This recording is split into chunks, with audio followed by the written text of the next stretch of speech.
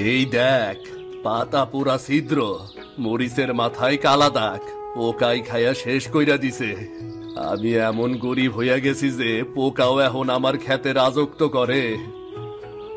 গত হাটে গেলাম, লোকজন হাসে, কয় রমেশ তোর মরিচ না পুইরা গেছে রে। মরিচ তো পুরে নাই, পুড়ছে আমার কপাল, আমার বুক, আমার সবটা। তুই খা রে, তোরাও খা, মরিচ না পাইলে আমার হাতের মুঠা খা। হরে, মানুষও কি কম খায়? হাট থেকে যখন ফিরি কেউ বলে ছাড় দে, ভালো দাম পাবি না, কেউ বলে দেশি মরিচের যুগ শেষ। সৃষ্টিকর্তা, তোমার কাছে কি এতটা কষ্ট লেখা ছিল আমার ভাগ্যে? আমার মিতু কয় এবার যদি ভালো ফলন হয় ওলাডারে একটা ভালো জামা কিনে দিব। আর কতদিন এইভাবে মরিচ চাষ করুম? লাভ নাই, দাম নাই, মাঠে ফসল নাই, ঘরে টেকা নাই। সাইরা দেই। সাইরা দিলে খামু কি? শহরে যামু, সেইখানে গিয়া কেডাই বা আমারে কাজ দেব? না, মরিচ চাষ আমি সাইরা দিলে আমার বাপের নামও মুইসা যাব। তুই মরিচের গাছ, আমি তোরে পানি দিছি, সার দিছি, তুই যদি ফসল না দেস, আমার চোখের পানি দিস, তাইলেই তো হয়।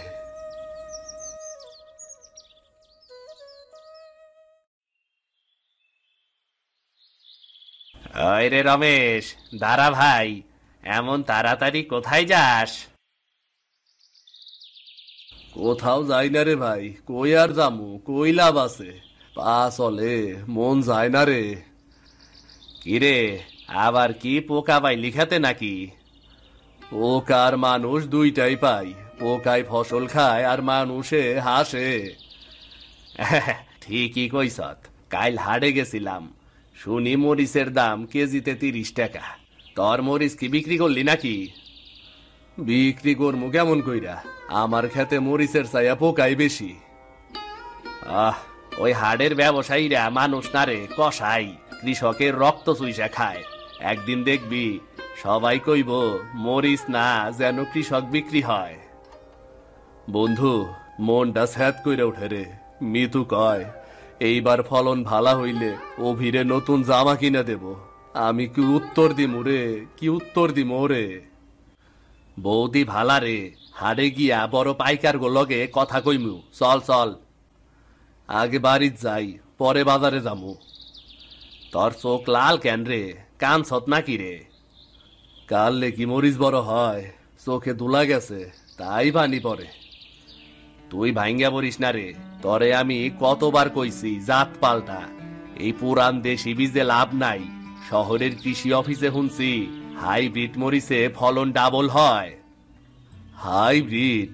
সেইটা আবার কেমন জিনিস রে? বেশি টাকা লাগবো, শেষে যদি ফলন না হয়? কিছু না করলে কিছুই হবে না রে রমেশ। তোর ক্ষেতের এখন যা অবস্থা, এর চেয়ে খারাপ আর কি হইব? দেহি সৃষ্টিকর্তা কি চায়, কিছু তো একটা করবই করব।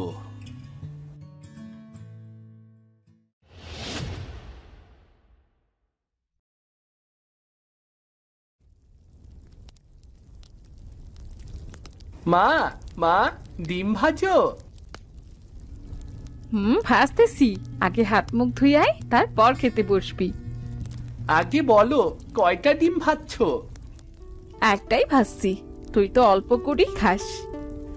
আচ্ছা মা, আমি ছোট মানুষ, আমার ক্ষুধাও ছোট, এটা কি ঠিক কথা?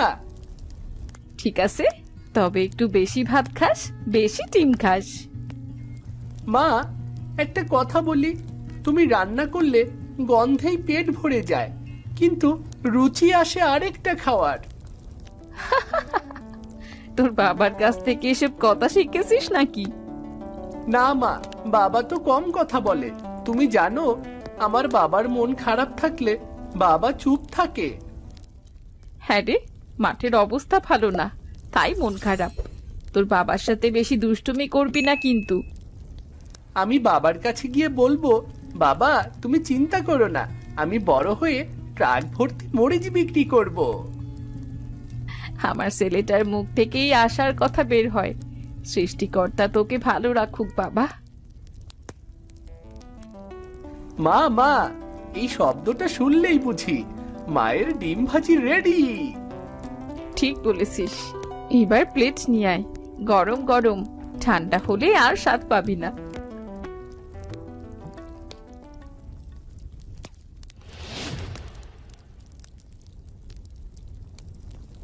তুমি এসেছো? আসো, দেরি হলো। ক্ষেতের কাজ কি বেশি ছিল? কি হয়েছে? মুখটা এমন কেন? ক্ষেতের অবস্থা কি ভালো না নাকি?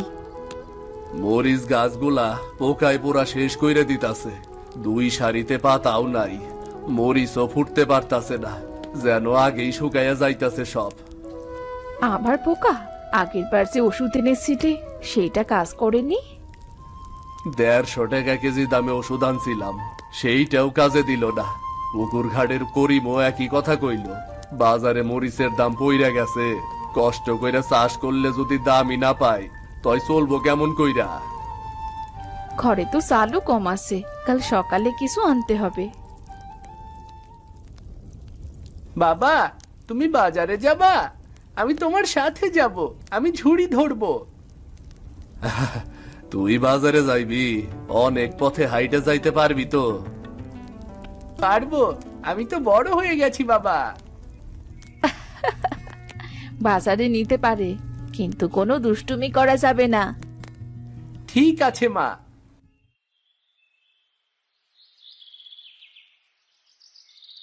বাবা, আজ কি সব মরিচ বিক্রি হবে?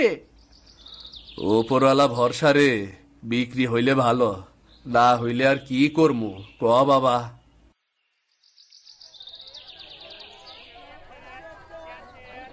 আহা, আরে রমেশ, তুই মরিচ নিয়ে আইস? হ কাকা, যা আছে তাই আনছি।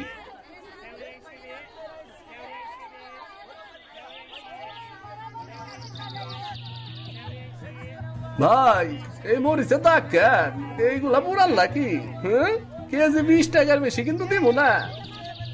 ভাই একটু বাড়াইয়া দেন, আজকেই তুলছি। ওই মরিচ তো কেউই কিনবো না, 1 কেজি নিলে অর্ধেক ফালাইয়া দিতে হইব।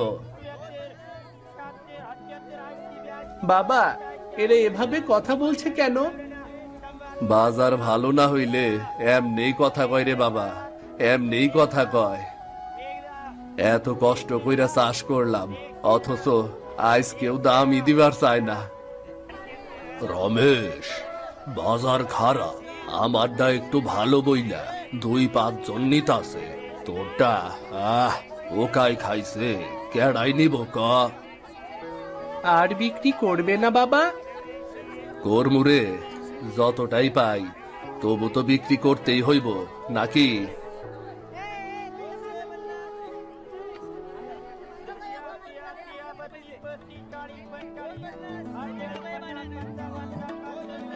বাবারে, মানুষ যখন পরিশ্রমের দাম পায় না তখন মনটাই ভাঙ্গা যায় রে। তাও তো তুমি হার মানো না বাবা।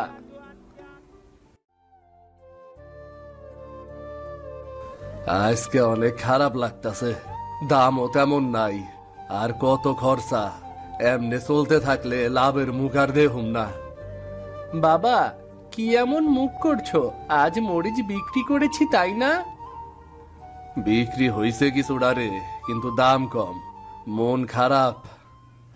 রমেশ ভাই, আপনি হাইব্রিড বীজ চেষ্টা করতেছেন না কেন? আমার প্রতিবেশী হাইব্রিড মরিচ লাগাইছিল, ফলন ডাবল। হাইব্রিড? ওইটাই কি লাভ হইব নাকি রে? দাম তো বেশি, বীজও ব্যয়বহুল, আর যদি ফলন কম হয়? রমেশ ভাই, একবার চেষ্টা করলেই দেখবেন, এই বীজ 2 মাস আগেই ফলন দেয়। আর পোকা কম লাগে। বাবা, আমরা তো সাধারণ জাত চাষ করেছি, এবার একটা নতুন চেষ্টা করি না? আমি জানি রে, কিন্তু নতুন কিছু করলে ঝুঁকি বেশি, যদি খেতে ব্যর্থ হই। আরে রমেশ, ঝুঁকি না নিলে লাভ হয় না। তোর জমি আছে, সময় আছে, কেন চেষ্টা করস না? ঠিক আছে, দেখমু। হাইব্রিড বীজ দেহি কি হয় এইবার। বাবা, এবার আমরা লড়বো। এবার আমাদের মরিচ সবচেয়ে বড় হবে। বাবা, দেখো দেখো, সেই দোকান। দেখি তো, চল যাইয়া দেখি কি হয়। আরে রমেশ ভাই আইছেন? বাজার থেকে মরিচ কি আজকেও ফেরত নিয়ে আইছেন নাকি? ভাবি আর চাষ করবো না, ফসলের যা অবস্থা। আবার হল্লাম হাইব্রিড মরিচের বীজ পাওয়া যাইতাছে, কিন্তু এই বীজ গুলান কি সত্যি ভালো হইব? অবশ্যই, এই হাইব্রিড মরিচ নতুন জাত, পোকা কম লাগে, ফলন বেশি। 2 মাস আগেই ভালো মরিচ হয়। একবার চেষ্টা করলেই দেখবেন লাভও ভালো। কিন্তু ব্যয় তো বেশি, ফলন না হইলে তো আমি ক্ষতির মুখে পড়মু। ক্ষতি কম, আশা বেশি। আর এই বীজ আগের মতন না, নতুন প্রযুক্তি। এইটাই এখন কৃষকের সহায়ক। বাবা, আমরা তো সাধারণ জাত চাষ করেছি, এবার হাইব্রিড চেষ্টা করি। আমি সাথে আছি তো। হয়তো এইবার কিছুটা আশা আছে। ঠিক আছে, এইবার তাইলে আরেকবার চেষ্টা করি। এই প্যাকেটটাই নিতে হইব। পানি ও সার ঠিক মতো দিলে মরিচ একবারে জইমা যাইব। বাবা, বাবা, আমরা এবার সবচেয়ে বড় মরিচ চাষ করব। দেখা যাক বাপ, দেখা যাক। শুভ হোক রমেশ ভাই, এইবার তুমি ঠিকই ভালো ফলন পাইবা।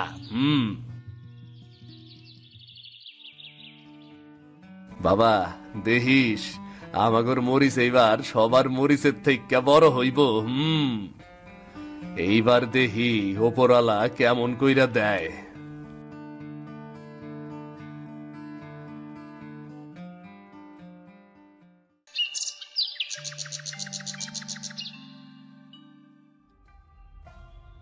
বাবা, বাবা, আজ আমরা নতুন মরিচ লাগাবো। দেখবি অভি, এইবার ঠিকভাবে লাগাইলে ভালো ফলন দিব রে।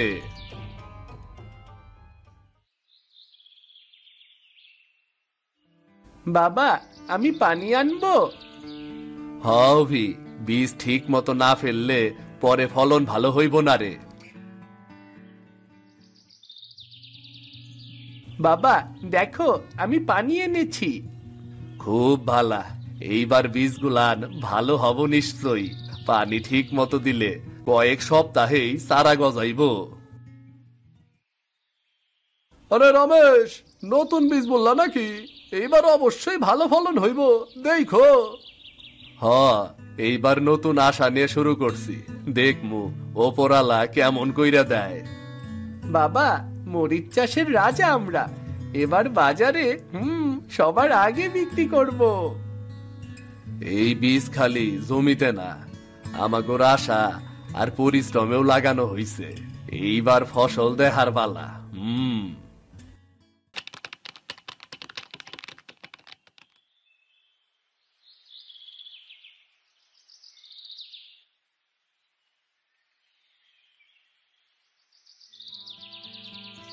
বাবা, দেখো, সব চারা বড় আর সুন্দর হয়েছে। হ, এইবার সত্যি আশার আলো দেখমু মনে হইতাছে। রমেশ ভাই, এইটা কি সারা এত সুন্দর, কেমনে করছ? এইটা নতুন বীজ, একটু যত্ন আরো ভিড়, একটু সাহায্য। এই সারা আগের দেশির ছাইয়া একদম আলাদা। এইটা কি হাইব্রিড? হ, বীজ দোকানদার দাদার পরামর্শ নিছিলাম। শুরুতে আমি সন্দেহ করছিলাম, কিন্তু আশা রাইখা চাষ শুরু করলাম। সত্যি, যদি এত ফলন ভালো হয় তাইলে বাজারেও ভালো ফল পাইবেন। আপনি এবার হাটে গেলে অবাক হইয়া যাইবেন। ভালো দাম পাইবেন এইবার। ধন্যবাদ, ওপরাল্লাহ সাহায্য করছেন। এইবার হয়তো মরিচ বিক্রি করতে পারবো। আমার একবার দেহার অনুমতি দিবেন নাকি? আমি আমাগর বন্ধু করতে হামু এই হাইব্রিড মরিচের কথা কমু। অবশ্যই, আশা করি সবাই লাভবান হইব। তাইলে আমার বন্ধুকে একবার নিয়ে আসমনি, এখন আসি তাইলে।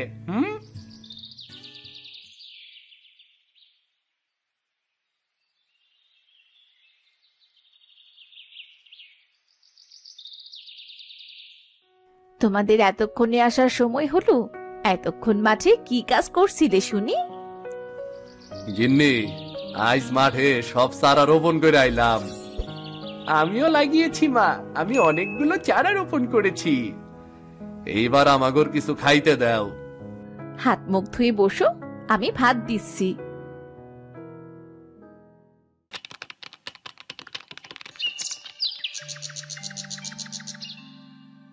সকালে রমেশ আর অভি মাঠে যায়।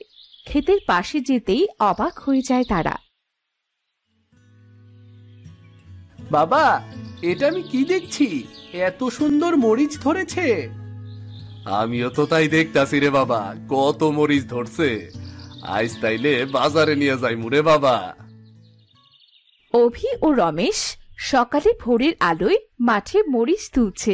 হাত দিয়ে কচি কচি লাল সবুজ মরিচ ছুরিতে ভর্তি করছে তারা। অভি পাশে দাঁড়িয়ে তার ছোট হাতে ছুরি ধরে রাখছে। বাবা দেখো, আমার এই মরিচ কত সুন্দর লাল সবুজ। এবার হাটে সবাই অবাক হবে। হরে বাবা, এইবার আমাগর পরিশ্রম সত্যিই ফল দিছে রে। মরিচের ছুরি ভর্তি হয়ে গেলে রমেশ ছুরি কাঁধে নিয়ে ধীরে ধীরে বাড়ির দিকে হাঁটে। বাবা, আমরা সবচেয়ে বড় মরিচ তুলেছি, মা কি অবাক হবে না? এইবার দেখবি তোর মা কত খুশি হয়।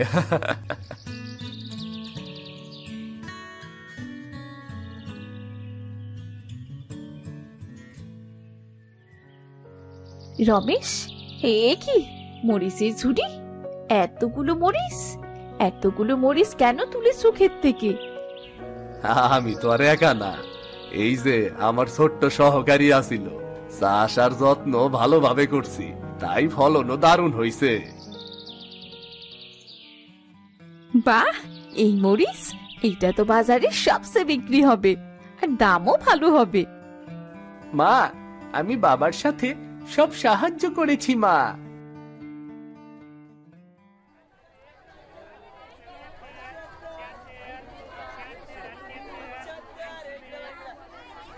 আজ দেখবি সবাই আমাগর মরিচের দিকে তাকাইতাছে। হ্যাঁ বাবা।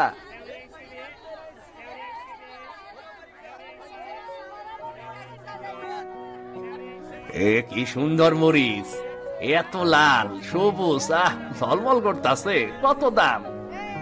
কেজি 100 টাকা। এইবার দেখেন স্বাদ ও আকারে ভালো।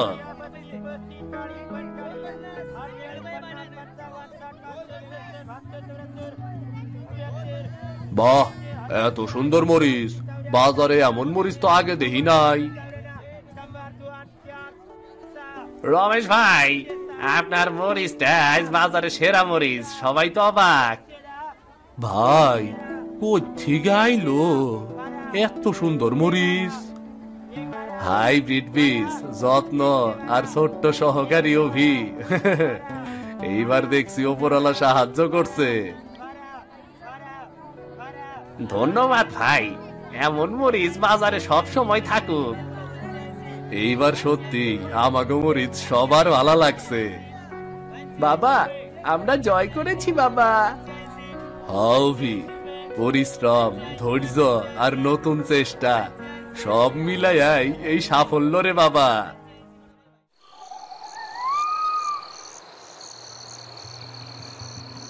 মা, আজ এই ডিম ভাজি আর ভাতের স্বাদ অন্যরকম। তুমি তো পুরো দিন মাঠে সাহায্য করলে, তাই স্বাদও অন্যরকম লাগছে। হ্যাঁ, আজ আমরা সবাই মিলা এক সাফল্যের দিন দেখলাম। বাবা, আজ বাজারে সবাই আমাদের মরিচ নিয়ে কথা বলেছে, সবাই অবাক হয়েছে। সত্যি, শুরুতে সন্দেহ আছিল, কিন্তু নতুন বীজ, অভির সাহায্য আর ওপরওয়ালার কৃপায় ফলন দারুণ হইছে। এইবার সত্যিই বুঝছি, পরিবার আর পরিশ্রম মিললে সব সম্ভব। আহা, এই খুশি, এই ছোট্ট ঘরে আজ আনন্দের আলো। ভিডিওটি যদি আপনাদের ভালো লেগে থাকে লাইক আর কমেন্ট করতেও ভুলবেন না কিন্তু। তাহলে চ্যানেলটি সাবস্ক্রাইব করে দিন।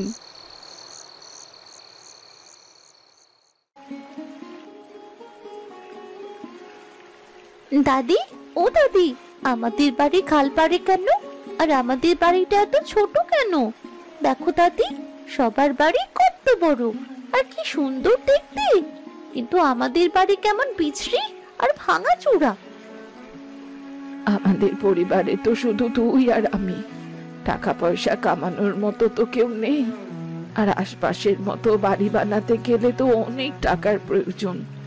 এত টাকা আমি পাবো কোথায়? নিজেদের পেটে তো ভালো করে ভাত জোটে না, সেখানে আবার ভালো বাড়ির চিন্তা। হ্যাঁ দাদি, হ্যাঁ, তুমি ঠিকই বলেছ। আমরা তো মাত্র দুজন মানুষ, আর এত বড় ঘরের দরকারও নেই আমাদের। যেটা আছে সেটাই ঠিক আছে, ওটাতেই আমরা ভালো আছি দাদি। এই তো আমার সোনা দাদু।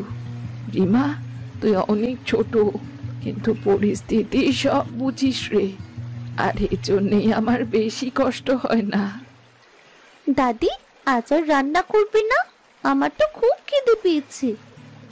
হ্যাঁ রে রিমা, রান্না তো অবশ্যই করব, তা না হলে আমরা খাবো কি? দাদি, আজ তুমি কি রান্না করবে গো? ওই তো ভাত আর শাক ভাজি করবো রে রিমা। আচ্ছা, তুমি রান্না করতে লাগো, আমি একটু খেলা করে আসছি।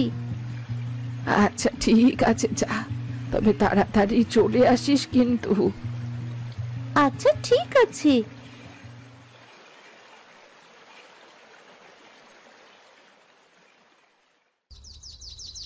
গ্রামের পশ্চিম প্রান্তে থাকতেন বুড়ি আর তার ছোট্ট নাতনি রিমা। তাদের মাথার উপর ছিল খড়ের চাল, সামনের উঠোনে ছিল কচি শাক গাছ, আর পেছনে সবজি ক্ষেত। এই দিয়ে বুড়ি আর রিমার দিন চলত। যাই, রিমা আসার আগেই রান্নাটা সেরে নি, সেই খিদে খিদে করবে। উঠোন থেকে কটা শাক পাতা তুলে নিয়ে রান্নাটা বসিয়ে দিই।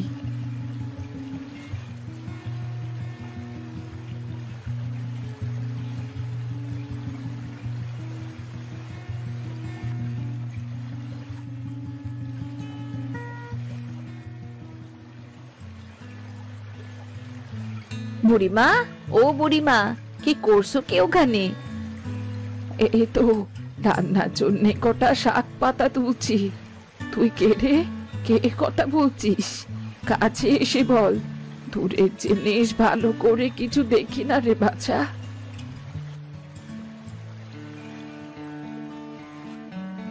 ও বুড়িমা, আমি লতা গো, লতা, আমাকে দেখতে পারছো না? আরে লতা যে, তা বস না, রান্নাঘরে টুল রাখা আছে, ওখানে গিয়ে বস। আসলে বয়স হচ্ছে তো, দিন দিন চোখেও তেমন দেখতে পাচ্ছি না।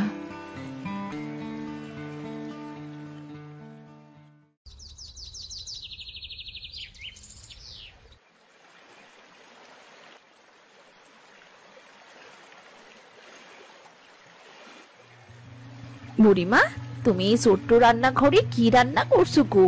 আর এই খুপড়ি ঘরে তোমরা দুজন কি করে থাকো বলো তো? তোমাদের কষ্ট হয় না? না বাছা, আমার কোনো সমস্যা হয় না। এই ছোট্ট ঘরে আমরা বেশ সুখে আছি। বাবা, এত কষ্টের মধ্যে থেকেও বলছো সুখে আছো, সেটা শুনেই ভালো লাগলো। আর আমাদের কত কিছু থেকেও আমরা কখনো বলতে পারি না আমরা সুখে আছি। না রে বাছা, অমন করে বলতে হয় না। যার যা আছে তাই নিয়ে আমাদের সুখী থাকা উচিত।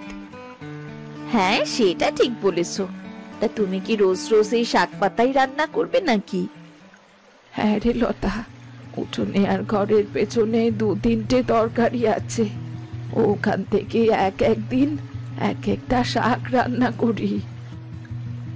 তা রোজ রোজ এমন শাক পাতা খেতে ভালো লাগে তোমাদের?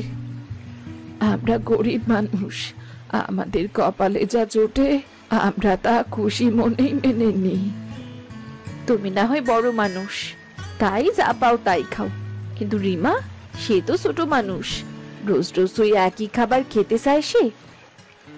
মাসে মাসে খেতে চায় না, কিন্তু যখন খিদে আর থাকতে না পারে তখন এমনিতেই খেয়ে নেয়। ও তাই বুঝি, খিদে একটা খুব খারাপ জিনিস গো। খিদে মেটানোর জন্যে মানুষ কত কিছুই না করে। হ্যাঁ রে, তা তো করে। খাওয়ার জন্যে মানুষ সারাদিন কত কষ্ট করে। তা লতা, তুই আমার বাড়িতে কি মনে করে এলি? ওই দেখো, কথায় কথায় ভুলেই গিয়েছিলাম। এই নাও, তোমাদের জন্য একটা ডিম এনেছিলাম গো, এইটাই দিতে এসেছি। আরে না না, তোকে ডিম দিতে হবে না। তুই যে আমাদের কথা এত ভেবেছিস, এটাই আমাদের জন্য অনেক কিছু। নাও না বুড়িমা, আমাদের বাড়ির হাঁসের ডিম নাও তো, আজ দুজন মিলে ডিমটা ভেজে খেও, আজ আর শাক পাতা খেতে হবে না। তুই যখন এত করে বলছিস, দে তাহলে। তুই অনেক ভালো রে বাচ্চা, আজ মেয়েটা একটু ভালো করে খেতে পারবে। আচ্ছা বুড়িমা, তাহলে তুমি রান্না করো, আমি গেলাম, এইদিকে আমার অনেক কাজ পড়ে আছে। আচ্ছা যা তাহলে, আবার আসিস কিন্তু। আচ্ছা ঠিক আছে বুড়িমা।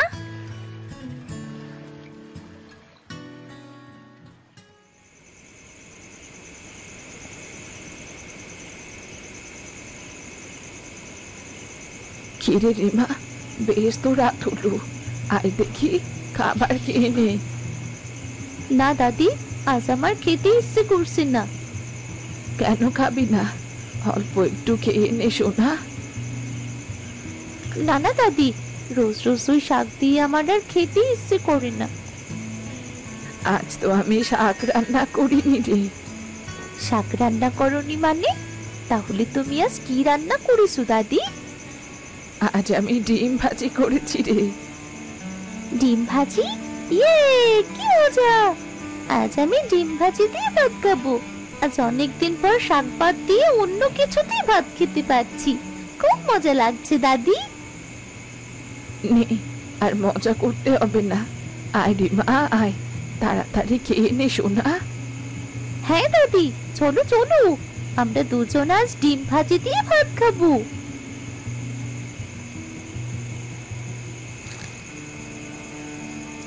গরিব হলেও রিমা আর রিমার দাদির জীবনে বেশ সুখ ছিল। তারা দুজন বেশ আনন্দে জীবন যাপন করত।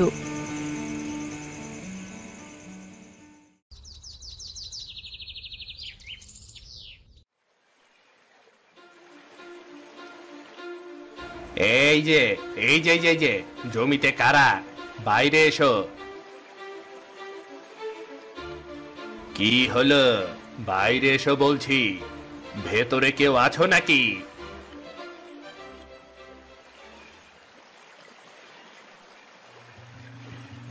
আহ, আমি থাকি বাবা, এ বাড়ি তো আমার। তো তোমরা তোমরা কারা? আমরা জমিদারের কর্মচারী। ও, তা আমার বাড়িতে কি দরকারে এসেছো? জমিদার সাহেব বলেছেন কালই এই জায়গা খালি করতে। কেন বাবা, আজ কত বছর ধরে তো আমি জমিতেই থাকি, এটা আমার জমি, এটা জমিদারের জমি কি করে হলো? কি হলো মানে? জমিদারের তো অনেক জমি, সব জমির খোঁজ নেওয়ার সময় পাননি হয়তো, আজ এটার খোঁজ করেছেন, তাই এটার দরকার পড়েছে। বাবারে, আমি বুড়ো মানুষ, এই একখানা নাতনি নিয়ে আমি এইখানে থাকি, এইখান থেকে চলে গেলে আমি কোথায় থাকবো বাবা? তুমি কোথায় থাকবে সেটা তো জমিদার দেখবে না, কাল যেন তোমাকে এখানে না দেখি। না বাবা না, অমন করে বলো না, একটু দয়া করো, একটু দয়া করো। আমরা আমরা কোথায় যাবো এখন? বুড়ি, তুমি এমন করে শুনবে না বুঝেছি।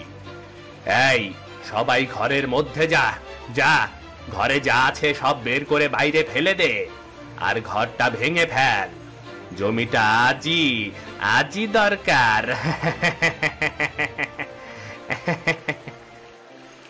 না, তোমরা এমন করো না, এতটুকুই সম্বল আমার, তোমরা আমার ঘরটা ভেঙো না। এমন করো না তোমরা।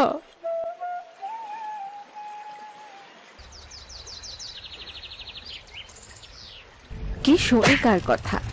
বুড়ির অনুনয় বিনয় কোনো কাজই এলো না। দাদি, ও দাদি, ওরা আমাদের ঘরটা কেন ভেঙে ফেললো? আমরা আমরা এখন কোথায় যাব দাদি? কোথায় যাব? জানি না রে রিমা, কোথায় যাব, কি করব, কিছুই যে বুঝতে পারছি না।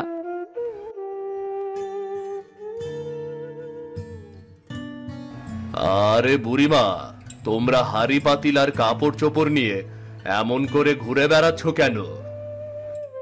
দিনু রে, আমরা যেখানে থাকতাম ওটা নাকি জমিদারের জমি, তাই জমিদারের লোকজন আমাদের বাড়ি থেকে বার করে দিয়েছে, আর আমাদের ঘরটাও ভেঙে ফেলেছে। এখন এই মেয়েটাকে নিয়ে আমি কোথায় যাব, কি করব, কিছুই বুঝে উঠতে পারছি না। বুড়িমা, আমার অবস্থা তো তেমন ভালো না যে তোমাদের আমাদের বাড়িতে নিয়ে যাব।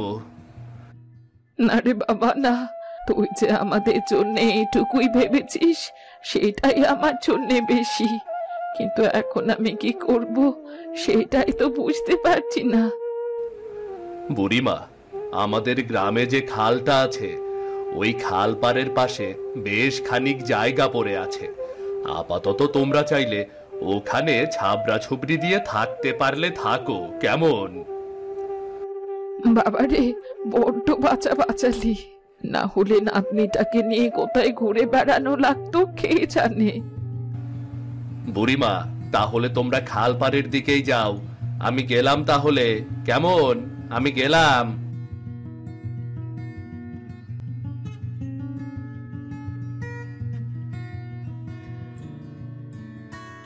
দাদি, ও দাদি, তাহলে এখন আমরা যাব কোথায়? চল সোনা, খাল পাড়ে যাই, সেখানে একটা আশ্রয় খুঁজবো। সৃষ্টিকর্তা চাইলে খাল পাড়েই হয়তো আমাদের মাথা গোজার ঠাঁই পাবো। ঠিক আছে দাদি, তবে তাই চলো।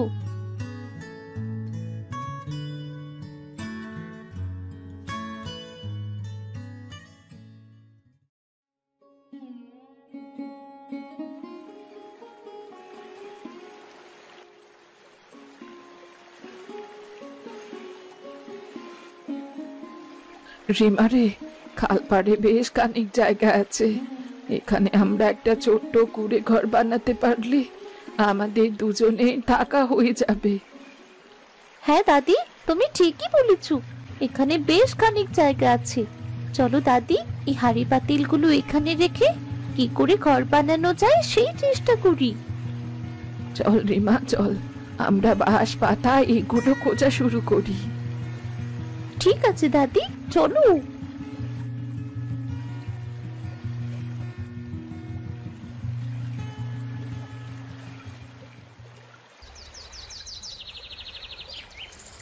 এরপর খাল পাড়ে তারা ভাঙা বাঁশ, শুকনো পাট কাঠি আর খড় জোগাড় করতে লাগলো ছোট্ট কুড়ে ঘর বানানোর জন্য।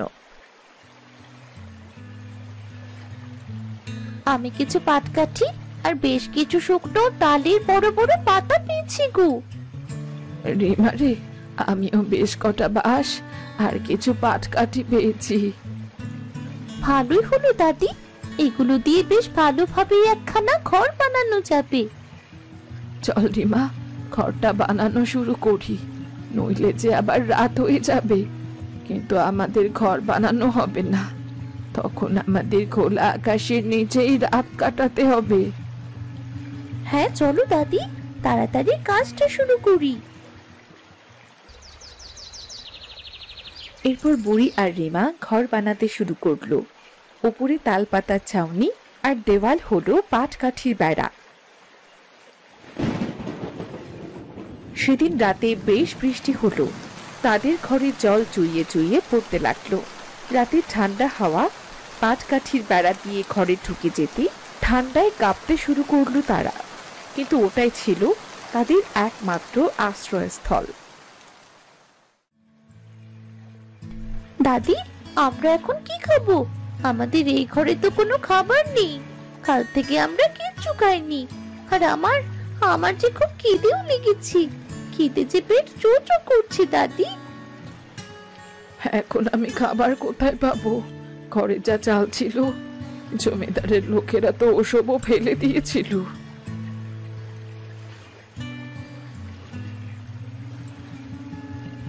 এই নাও বুড়িমা, তোমাদের জন্য খাবার এনেছি, আর কিছু ডালও এনেছি।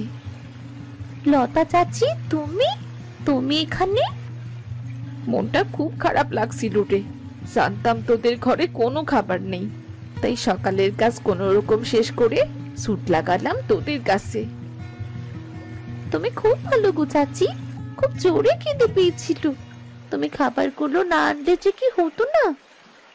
নে, খাবারগুলো দুজনে ভাগাভাগি করে খা। মারে, তুই খুব ভালো, আমাদের কথা কত ভাবিস। বুড়িমা, মন খারাপ করো না। খেদে আর কি করবে বলো? দেখো, কষ্টের দিন একদিন ঠিক কাটবেই। তোর কথাই যেন সত্যি হয় রে মা, তোর কথাই যেন সত্যি হয়। বুড়িমা, তোমার বাড়ি থেকেও তো খালপাড়ে বেশ জায়গা আছে। এই জায়গা ফেলে না রেখে চাষবাস শুরু করো, তাহলে আর কারো কাছেই হাত পাততে হবে না। হ্যাঁ রে হ্যাঁ, তুই ঠিকই বলেছিস। এইটা তো ভেবে দেখিনি। দেখি কি চাষ করা যায়, পরে ভেবে দেখবো। আমি তাহলে এলাম গো বুড়িমা, খাবারটা খেয়ে নিও। লতা ওখান থেকে চলে গেল। লতার দেওয়া খাবারগুলো খেয়ে বুড়ি আর রিমার প্রাণটা জুড়লো, কিন্তু প্রতিদিন ভাতের জোগান মেলানো সহজ ছিল না। রিমা অনেক সময় আধ পেটা খেয়ে ঘুমিয়ে পড়তো। কত কত দিন দুজন না খেয়েও থাকতো।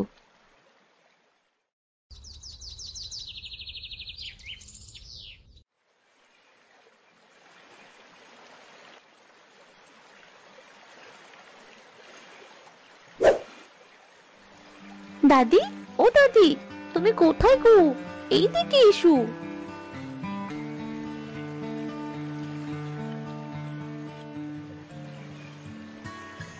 কি হলো রে? অমন ডাকছিস কেন রে? দাদি, তোমার গায়ে মাটি কেন? ঘরের মধ্যে মাটি দিয়ে উঁচু করছিলাম, যেন বৃষ্টির পানি ঘরে ঢুকতে না পারে। তা তুই অমন করে চিৎকার করছিলি কেন? এই যে দাদি, এখানে কতগুলো জায়গা পড়ে আছে। এই জায়গাগুলো ফেলে না রেখে আমরা যদি এখানে পালং শাক লাগাই, তাহলে নিজেরাও খেতে পারবো, আবার বাজারেও বিক্রি করতে পারবো। হ্যাঁ রে রিমা, হ্যাঁ, বুদ্ধিটা খারাপ না। আর পালং শাক অল্প কিছুদিনের মধ্যেই বেড়ে উঠে। তাহলে চলো দাদি, আমরা মাটি কুপিয়ে পালং শাক লাগানোর প্রস্তুতি গ্রহণ করি। তাই চল, কিছু একটা করে তো খেতে হবে। এইভাবে মানুষের কাছে হাত পেতে খেতে আর ভালো লাগছে না। এরপর তারা মাটি কেটে সমান করলো, খালের পানি দিয়ে বীজ বপন করলো। প্রথম প্রথম হাতের তালু কেটে গেল, পিঠে ব্যথা হতো, কিন্তু তবুও তারা থামলো না। রিমার রোজ খাল কেটে পানি তুলে গাছের গোড়ায় দিত। কয়েক সপ্তাহ পরে খাল পাড়টি সবুজ পাতায় ভরে উঠল। দাদি, ও দাদি, দেখো না, আমাদের কষ্ট মনে হয় সফল হতে চলেছে। দেখো, খালপাড়ের সারা জমি সবুজ হয়ে গেছে। আরে বাহ, মনে হচ্ছে আমাদের পালং শাকগুলো অনেক ভালো হবে। দেখো দাদি, কিছু গাছগুলো তো অনেক বড় হয়ে গেছে। রিমা, সাবধানে জমির মধ্যে গিয়ে বড় বড় কিছু পালং শাক তুলে নিয়ে আয় তো। আর একটু বড় হোক, তারপর তুলবো দাদি। আরে পাগল, আর একটু বড় হলে তো পালং শাকগুলো পেকেই যাবে। পাকা পালং শাক খেতে ভালো লাগে না, বুঝলি? কচি কচি পালং শাক খেতে খুব মজা হয়। ও আচ্ছা, তাই বুঝি। তুমি দাঁড়াও, আমি এক্ষুনি পালং শাকগুলো তুলে আনছি।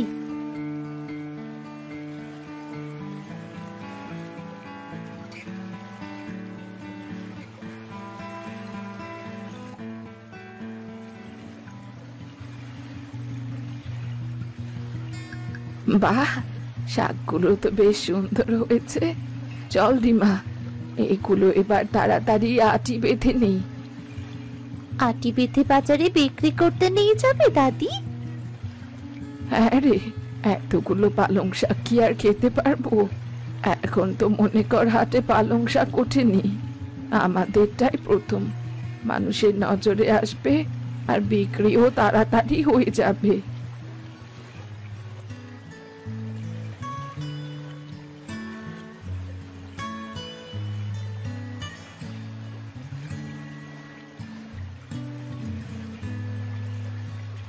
হ্যাঁ রে, চল রিমা, এইবার এগুলো হাটে গিয়ে বিক্রি করে আসি। আচ্ছা চলো দাদি।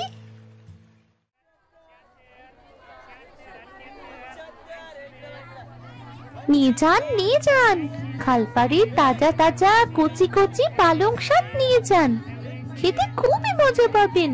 নিয়ে যান, নিয়ে যান।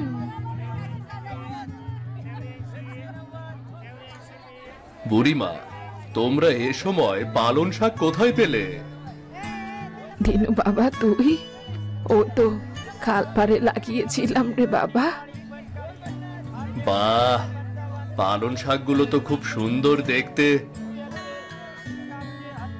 দেখেই মনে হচ্ছে কাঁচাই খেয়ে ফেলি। তা আমাকে দুয়াটি দাও তো। নে নে, ধর ধর, একবার খেলেই বুঝবি, বিনা সারের পালং শাক রে, সেই স্বাদ হবে খেতে।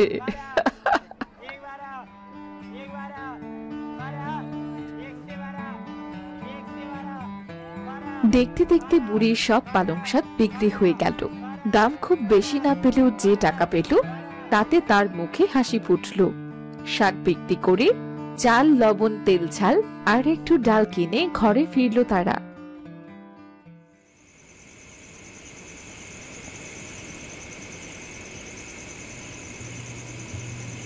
দেখেছো দাদি, আমরা কষ্টের থেকেও নিজেদের হাতে সুখ বানাতে পারি।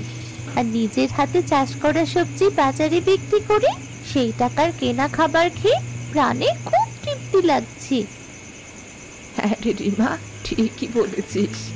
জমিদার আমাদের ঘর কেড়ে নিয়েছিল ঠিকই, কিন্তু সৃষ্টিকর্তা আমাদের খালপাড়ের এই মাটিটা দিয়েছে। যতদিন এই মাটি আছে ততদিন আমাদের আর খাবারের কষ্ট হবে না রে।